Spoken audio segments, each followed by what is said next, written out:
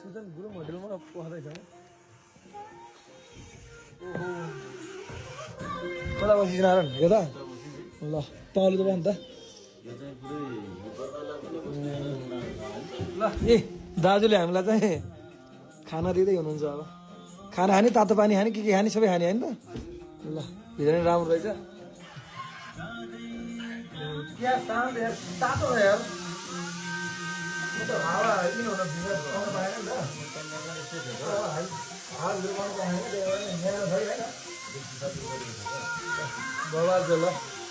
यो यहाँ गाउँदै तल होला यो चाहिँ गाउँमा बस्ती अब दाजुभाइले अब पानी खाएर भने रमाइलो गरिन्छ के गर्ने अब तातो पानी खानै परेको नारायण है